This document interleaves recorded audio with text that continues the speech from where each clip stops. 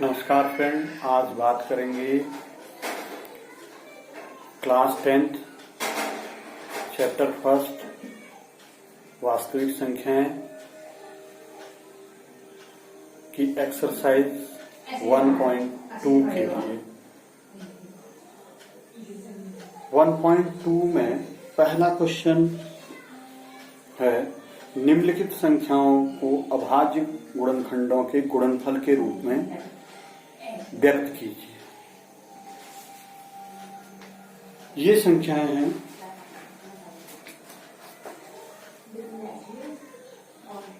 140, 156, 38, 25,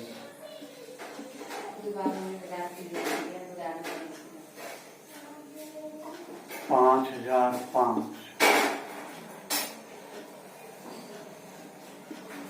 7429।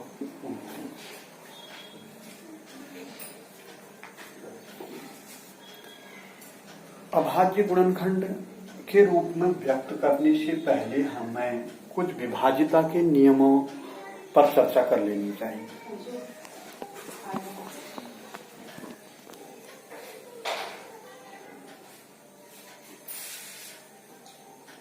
दो से विभाज्यता पर चर्चा कर लेते हैं। दो से विभाज्यता का नियम यह है कि इकाई का अंक अगर 0 या सम संख्या है तो 2 से विभाज्य हो जाएगी संख्या। जैसे यहां पर लेते हैं 140। 140 2 से विभाज्य है क्योंकि इसकी इकाई का अंक 0 है। 156 2 से विभाज्य है क्योंकि इसकी इकाई का अंक 6 है। ऐसी कोई और संख्या अगर हम ले लें, जैसे 124 ले लें, 122 ले लें, 128 ले लें, 226 ले लें, ये सारी संख्याएं जो है 2 से विभाज्य होगी क्योंकि इनकी इकाई का अंक में या तो 0 है या फिर सम संख्या है 4, 2, 8, 6। अब इसके बाद चर्चा करते हैं 3 से विभाज्यता का नियम। 3 से विभाजित होने वाली संख्याएं 3 से विभाजित होने के लिए आपने देखना है इन सारी संख्याओं को जोड़ देना है। जैसे इसको जोड़ते हैं हम 1 धन 4 धन 0, ये आ जाएगा 5। 5 जो है 3 से विभाज्य नहीं है तो ये 140 भी नहीं है।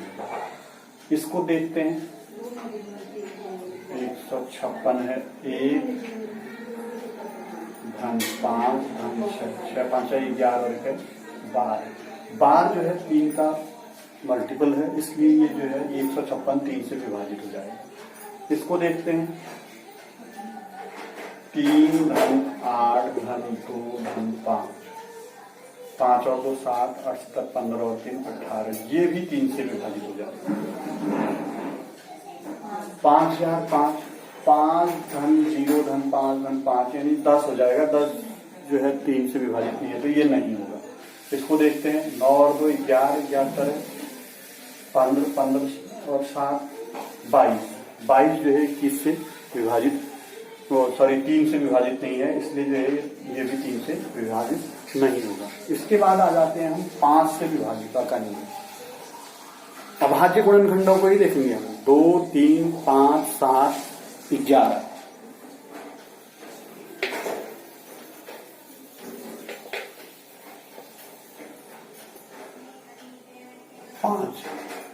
पांच में इकाई का अंक या तो 0 या फिर 5।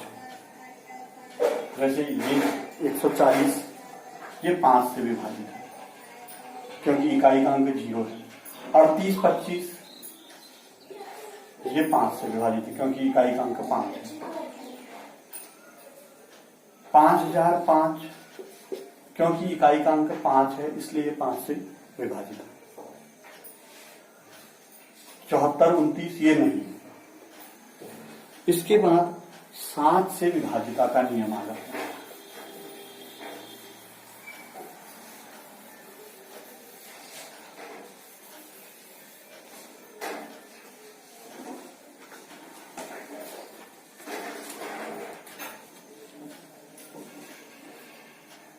5005, दूसरा है 7429।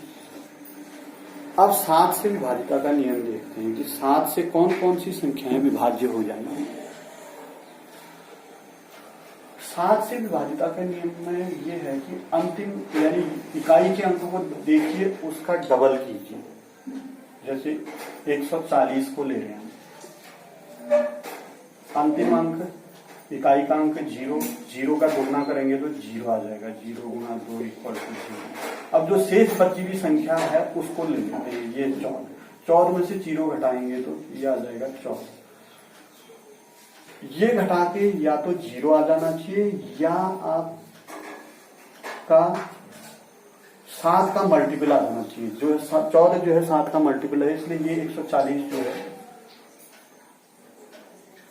140 7 से विभाज्य है। कुछ संख्याओं को और लेते हैं, जैसे मान लीजिए हमने 14 को ही ले लिया, 14 में ये नियम लगाते हैं तो 4 का दुगना करेंगे, 4 गुणा 2 यानी 8 आ गया।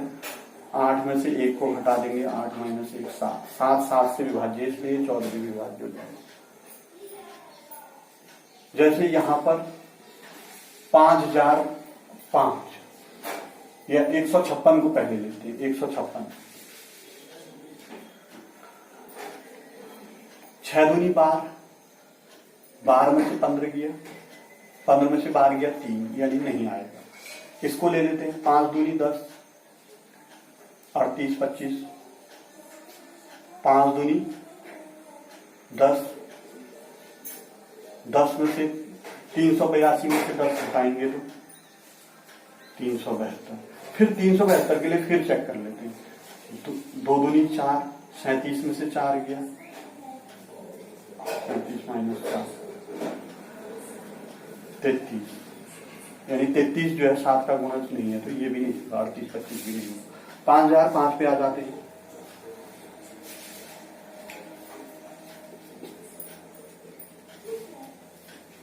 पांच दूनी 10, 500 में से 10 गया, 490।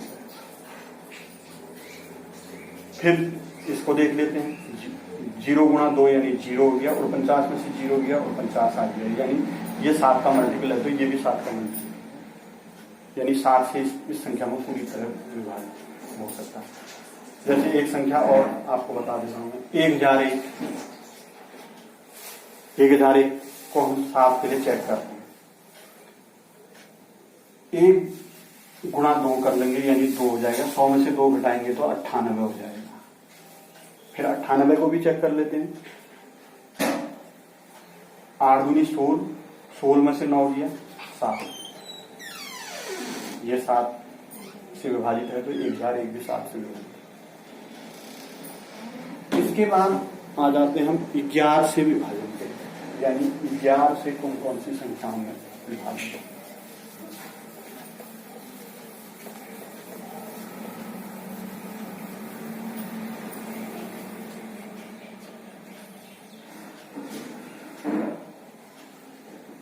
सम स्थानों के अंकों को और विषम स्थानों के अंकों को जोड़ दें, सम स्थान के अलग और विषम स्थान के अलग। जैसे यहाँ पर 140 है, ये 11 से विभाजित हो रहा है या नहीं हो रहा है, इसको चेक करने के लिए सम स्थान यानी 1 2 3, ये 2 वाला सम स्थान हो गया 4, और 1 घन 0 कर लेंगे, 1 घन 0 अलग कर लेंगे, 4 में से 1 घटाएंगे तो 3 आ जाएगा।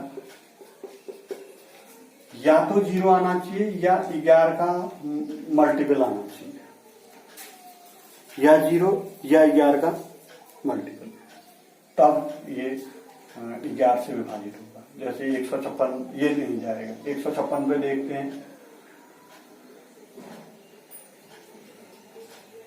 5 और 6 और 1 7, 7 में से 5 गया 2, ये भी नहीं जाएगा। 38 25, इसमें सम स्थान हो गए 1 2 1 2 3 4, 1 2 3 4, 5 धन 8 जुड़ेगा और 2 धन 3 जुड़ेगा। 8 5 से 13 हो गया, 3 और 2 जुड़ेगा तो 5 आएगा। 13 में से 5 घटाएंगे तो 8 आ जाएगा, यानी 38 25 भी जो है 11 से विभाजित नहीं है। 5005 को देखते हैं। 1 2 3 4, 5 को जोड़ेंगे, 3 0 को जोड़ेंगे, 5 धन 0 5 और 0 को जोड़ेंगे और 5 को जोड़ेंगे। सम स्थान और विषम स्थान को जोड़ेंगे और फिर दोनों को एक दूसरे से घटा देंगे। 5 में से 5 गया 0, या 0 आना चाहिए या 11 का मल्टीपल आएगा, तो ये 0 आ गया, इसका मतलब 5005 में 11 का भाग जाएगा। 7429 के लिए ट्राई करते हैं। 1 2 3 4, 1 और 3 9 और 4 को जोड़ेंगे, 9 4 13, 2 और 7 को जोड़ेंगे, 7 और 2 13 में से 9 गया 4, इसमें नहीं है। तो ये 11 से विभाजिता का नियम है। ये सारे विभाजिता का नियम चेक करने के बाद हम जो है गुणनखंडों पे आ जाते हैं, यानी इनके अभाज्य गुणनखंड किस प्रकार से बनाएंगे।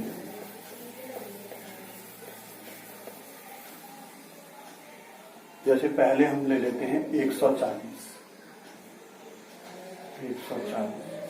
हमें पता है कि ये जो है 2 से विभाजित होगा।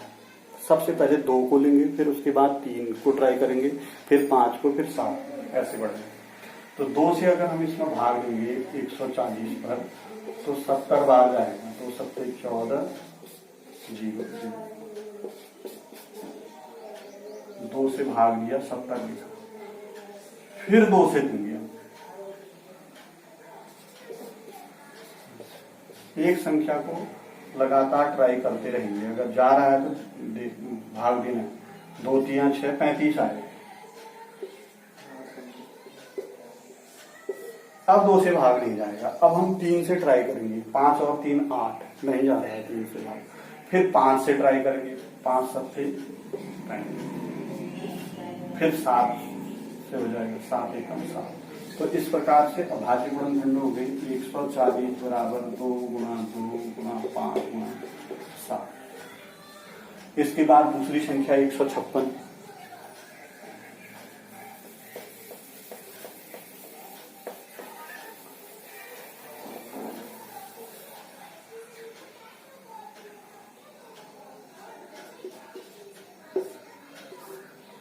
दो से भाग देंगे, 2 7 14, 2 8 100, फिर 2 से भाग देंगे। 2 3 6, 2 9 18। अब 2 से भाग नहीं जा रहा, 3 से भाग देंगे। 13 3 39, यानी 3 आ जाता है।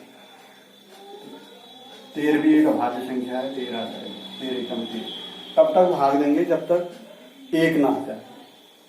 अब इसके गुणनखंड हो जाएंगे 156 बराबर 2 गुणा 2 गुणा 3 गुणा 3। इसी प्रकार से अगली संख्या 3825।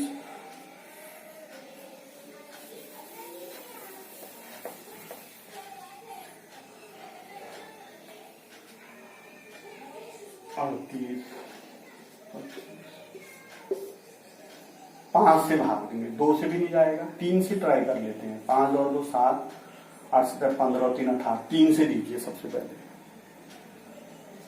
3 एकम 3, 3 दूनी 6, 2 बचेगा। 3 7 21, 3 25 15। अब फिर 3 से देखिए, 7 5 12 और 14 के 15, फिर 3 से जा रहा है। 3 6 12, 3 दूनी 6, 3 5 15। अब फिर 3 से ट्राई कीजिए और देखिए 5 और 2 7 4 11। अब 3 से नहीं जा रहा है, 5 से देंगे। 5 8 40, 5 25 25। फिर 5 से चले जाएगा। 5 एकम 5, 5 7 35, 17। अब अभाज्य संख्या है, 17 आ जाएगी, यानी इसके गुणनखंड हो जाएंगे। अभाज्य गुणनखंड है 3 गुणा 3 गुणा 5 गुणा 5 गुणा 17।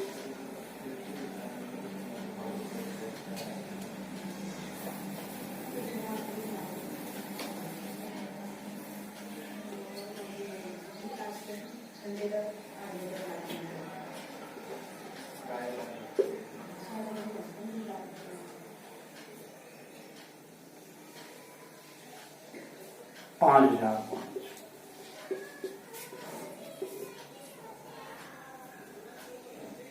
5 से भाग देंगे, 5 एकम 5, 1000 की। 2 से नहीं जाएगा, 3 से नहीं जाएगा, 5 से भी नहीं जाएगा। अब 7 से, 7 के लिए चेक करना है। 7 के लिए यहाँ पर देखिए, 7 के लिए क्या नियम बताया था मैंने, 1001 है ना, इसका दुगुना करेंगे, 1 गुणा 2, 1 गुणा 2 यानी हो गया 2। 100 में से 2 को घटा देंगे, 98। 98 जो है 62 84। 98 में भी चेक कर लो, 8 दूनी 16, 16 में से 9 गया 7, तो ये 7 से विभाजित हो जाएगा। 7 एकम 7, 3 बचेगा 30, 7 चक्को 28, 2 बचेगा 21, 7 तियां 21। इसके बाद 143। 7 से देखेंगे, 3 दूनी 6, 14 में से 6 गया, यानी 7 से अभी इसका भाग नहीं जा रहा है। 11 से देखेंगे, 11 में क्या है, हाँ ये 1 और 3 नंबर, ये देखो 3 और 1 ये जुड़ जाएगा तो 4, 4 में से 4 घट जाएगा 0, यानी 11 से विभाजित है। 11 से भाग देंगे इसमें, 11 एकम 11 और बचेगा 3, 33, 11 तियां 33, 13 एकम 13, यानी 5005 के गुणनखंड हो गए 5 गुणा 7 गुणा 11 गुणा 13। इसके बाद आ जाते हैं हम 74, 29 पर।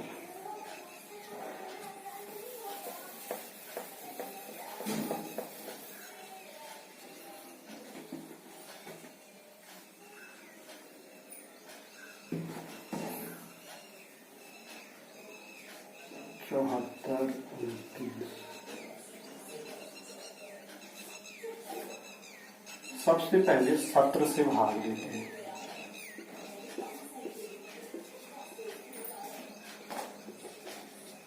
17 चक्को 68,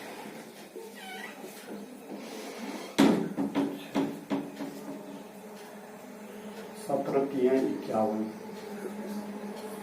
2 से 1, 6 में से 5, 11, 119, 17 7 119, 437 आ जाएगा। इसके बाद इसमें 19 से भाग देते हैं।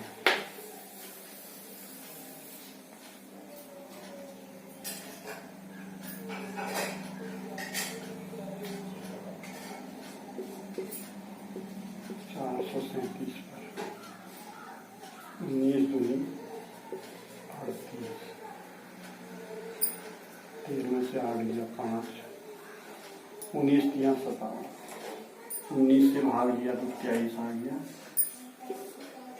23 से भाग देंगे तो 1 आ जाएगा, यानी 74, 29 बराबर 17 गुणा 19 गुणा 23।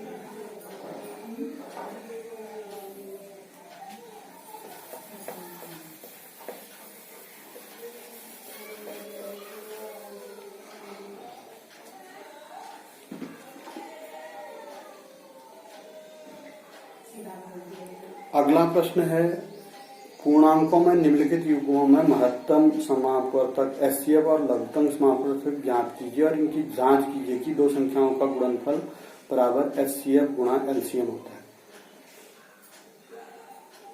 26 और 91 इसका पहला पार्ट है, दूसरे का पहला पार्ट। 26 और 91 का हमने एचसीएफ निकालना है, एलसीएम निकालना है और ये जांच करनी है कि एचसीएफ गुणा एलसीएम होता है या नहीं होता है। तो इसके हम अभाज्य गुणनखंड विधि से ही निकालेंगे इसको। 26 का गुणनखंड कर लेंगे हम, 2 से भाग देंगे 13, 13 एकम 13, यानी 26 बराबर हो जाएगा हमारे पास 2 गुणा 13। और 91 के गुणनखंड करेंगे तो 7 से 13 बार और 13 कम 13, यानी 13 गुणा 7। इसको लिखेंगे 2 की घात 1 गुणा 13 की घात 1, और इसको लिखेंगे 13 की घात 1 गुणा 7 की घात 1। अब एचसीएफ निकालेंगे। एचसीएफ मैंने आपको निकालना बताया है अभाज्य गुणनखंड विधि से पिछली वीडियो में। तो कॉमन गुणनखंड देख लेते हैं। कॉमन है इसमें 13 और उसकी न्यूनतम घात, कॉमन गुणनखंड की न्यूनतम घात, यानी 13 की घात 1 यानी 13 हो गया एचसीएफ। और एलसीएम देखेंगे तो एलसीएम जो है कॉमन गुणनखंड की अधिकतम घात गुणा शेष बचे हुए गुणनखंड है। जैसे ये 13 की घात 1 13 हो गया, फिर गुणा 2 गुणा 7, यानी 13 गुणा 14, 14 3 42, 14 कम 14 और 4 18, 182। HCF 13, LCM 182। इसके बाद 2 संख्याओं का गुणनफल कर लेंगे और एचसीएफ गुणा एलसीएम भी कर देंगे, तो दोनों सेम आ जाएंगे। देखिए दोनों संख्याओं का गुणनफल करते हैं हम। 26 को 91 से गुणा करते हैं, 6 एकम 6, 6 नम्मा 54, 2 एकम 2, 2 नम्मा 18, 6 4 और 2 6 8 5 13, 1 1 2 23 66, ये संख्याओं का गुणनफल है। अब एचसीएफ गुणा एलसीएम करते हैं। 182 गुणा 13, 13 दूनी 26, हासिल 2, 13 104 और 2 106, 13 कम 13 और 10 23। ये एचसीएफ गुणा एलसीएम है और ये जो है दोनों संख्याओं का गुणनफल है। तो दोनों संख्याओं का गुणनफल भी 2366 आ रहा है और एचसीएफ गुणा एलसीएम भी 2366 आ रहा है। इसी प्रकार से आप जो है इसमें अन्य संख्याओं के लिए इसको ट्राई करेंगे, यानी 510 और 92 और के लिए इसको ट्राई करेंगे।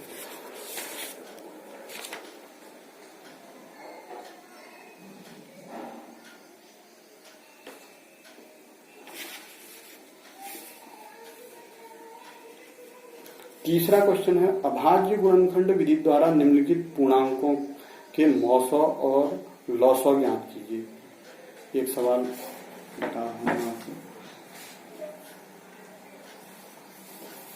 तीसरे का पहला पाठ।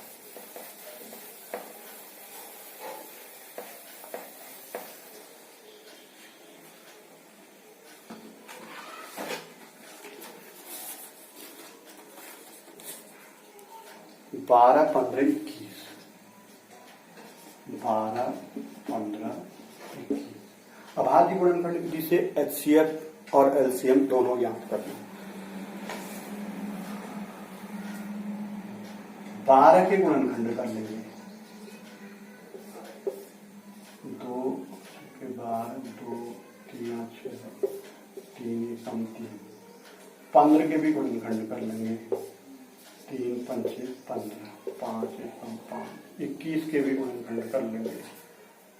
3 7 21, 7 एकम 7, यानी 12 को लिखेंगे हम 2 गुणा 2 गुणा 3 और 15 को लिखेंगे हम 3 गुणा 5 और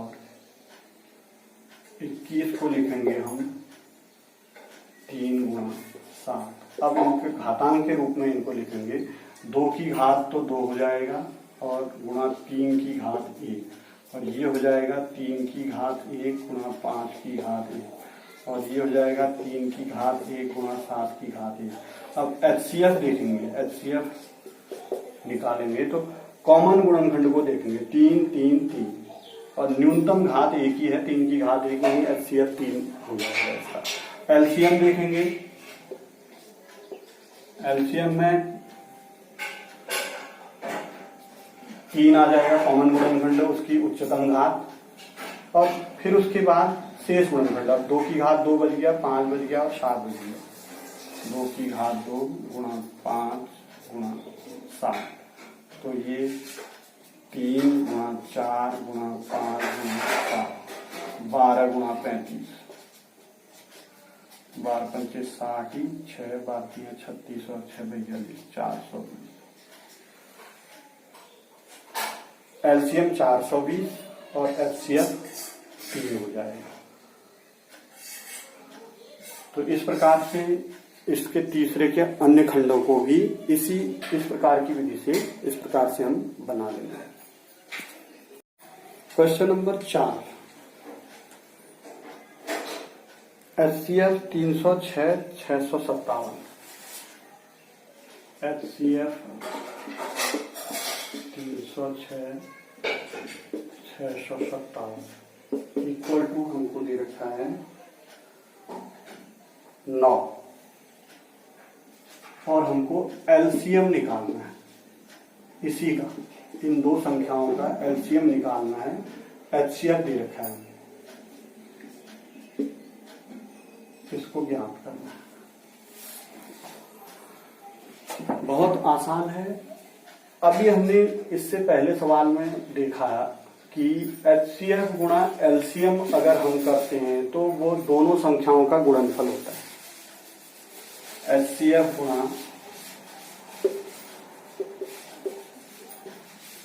एलसीएम बराबर हो जाएगा दोनों संख्याओं का गुणनफल। दोनों संख्याएं ये हैं 306 और 657, तो 306 गुणा 657 हो जाएगा। और एचसीएफ 9 दे रखा है, तो यहाँ पर 9 रख देंगे। 9 गुणा एचसीएफ बराबर 306 गुणा 657। 9 को यहाँ से पक्षांतर कर लेंगे। एलसीएम बराबर हो जाएगा 306 गुणा 657 बटे 9। 9 से इसको काट लेंगे। 9 3 27, 9 4 36, 37 बार कट जाएगा। 37 से 657 को गुणा करके इसका एलसीएम निकालना है। आगे भी दिया है, देखते हैं। केवल एलसीएम ज्ञात करना है, तो ये इस प्रकार से सिद्ध हो जाएगा। आगे अगला सवाल है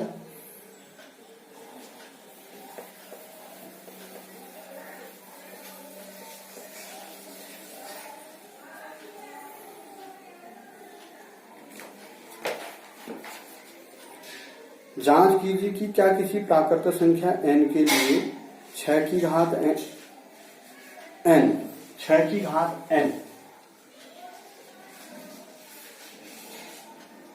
0 पर समाप्त है या नहीं, इसकी जांच करनी है या नहीं। 6 की घात n जो है प्राकृत संख्या। प्राकृत संख्या का मतलब 1 2 3 4 कुछ भी हो सकता है आगे तक। तो 6 की घात n को देखते हैं कि ये जो है 0 पर समाप्त हो गई नहीं होगी ये संख्या। इसके गुणनखंड कर लेते हैं हम। 2 गुणा 3 लेते हैं। इसके गुणनखंड में 5 नहीं आ रहा। कोई भी संख्या जो 0 पर समाप्त होती है उस संख्या के गुणनखंड में 5 अवश्य होता है। जैसे मान लीजिए 10 है, ये 0 पर समाप्त है ये संख्या, तो इसके गुणनखंड में 5 अवश्य होगा। 5 गुणा, आप किसी को भी ले लीजिए, 20 ले लीजिए, 5 गुणा 2 गुणा 2 या 2 गुणा 2 गुणा 5 अवश्य होगा उसके गुणनखंड में। तो इसके गुणनखंड में 5 नहीं है, तो इसका मतलब है कि ये 0 पर समाप्त नहीं है। गुणनखंड में 5 नहीं, गुणनखंड में 5 नहीं है, इसलिए 6 की घात n 0 पर समाप्त नहीं है। अगला प्रश्न है, व्याख्या कीजिए कि 7 गुणा 11 गुणा 13, 7 गुणा 11 गुणा 13 धन 13 एक ये संख्या है, और और 7 गुणा 6 गुणा 5, 7 गुणा 6 गुणा 5 गुणा 4 गुणा 3, 4 गुणा 3 गुणा 2 गुणा 1 धन 5। भाज्य संख्याएं क्यों हैं? भाज्य संख्या, ये संख्या भाज्य संख्या है, ये संख्या भी भाज्य संख्या है, क्यों है इसको बताना है हमें। इस संख्या को पहले पूरा सॉल्व कर लेते हैं। 7 गुणा 11 गुणा 3, पहले इसको गुणा करके देख लेते हैं। 77 गुणा 3 हो जाएगा,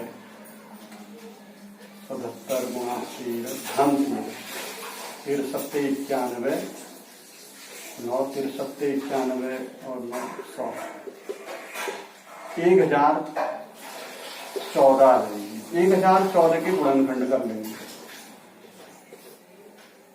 2 से 2 पंचे 10, 2 7 14, 3 से 3 एकम 3, 2 3 6 18, 3 9 27, 13 से 13, यानी इस 1014 को हम लिख सकते हैं 2 गुणा 3 गुणा 13 गुणा 3। ये संख्या 1014 है और 1014 के अभाज्य गुणनखंड के रूप में हम व्यक्त कर सकते हैं। अंकगणित की जो आधारभूत प्रमेय है उसके अनुसार जिस भाज्य संख्या को ही अभाज्य संख्या के गुणनफल के रूप में व्यक्त किया जा सकता है, तो इसके आधार पर ये वाली संख्या भाज्य संख्या है। इसी प्रकार इसको भी सॉल्व करेंगे।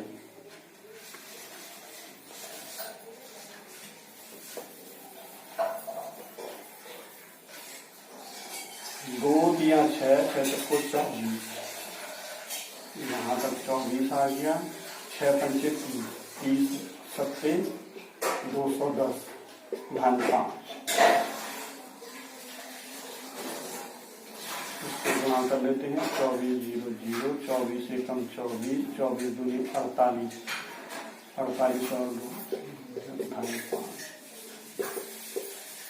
45, 50 45 के गुणनखंड कर लेंगे। 2 से नहीं जाएगा इसमें, 5 से। 5 एकम 5, 0 0, 5 नंबर 1009।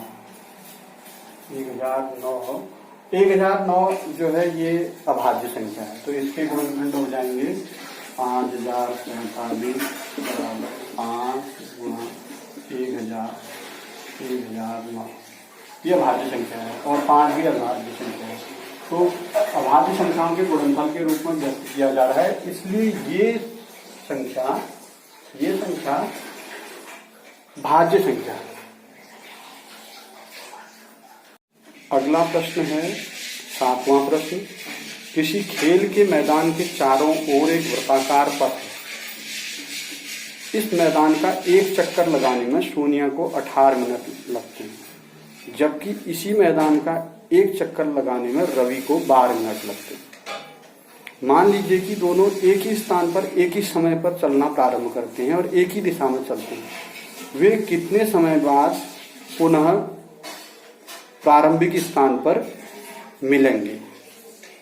कितने समय बाद पुनः प्रारंभिक स्थान पर मिलेंगे? यानी सोनिया जो है 18 मिनट में एक चक्कर पूरा करती है और दूसरा व्यक्ति कौन है इसमें? रवि 12 मिनट में। सोनिया 18 मिनट में और रवि 12 मिनट में।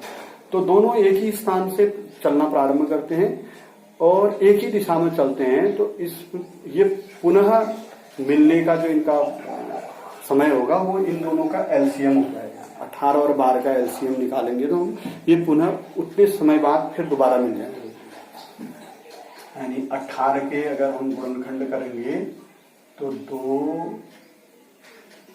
3 6 3 18 और 12 के गुणनखंड करेंगे तो 2 दूनी 4 12, यानी 2 की घात 1, 3 की घात 2 और 2 की घात 2 और 3 की घात 3। एलसीएम निकालेंगे। एलसीएम का मतलब है कि कॉमन गुणनखंड कॉमन 2 है और उसकी अधिकतम घात मतलब 2 और कॉमन गुणनखंड 3 भी है, इसकी अधिकतम घात यहाँ पर 2, 1 और 2 है, अधिकतम 2 बन रही है तो 2 लिख देंगे। यानी 2 की घात 2 4 हो गया, 3 की घात 2 9 हो गया, 9 चक्को 36 हो गया। 36 मिनट बाद दोनों दोबारा से पुनः मिल जाएंगे। ये एक्सरसाइज यहाँ पर समाप्त होती है। आशा करता हूँ कि आपको ये एक्सरसाइज समझ में आई होगी और मेरी पुरानी वीडियोस को लगातार देखते रहें और संपर्क में बने रहें। धन्यवाद।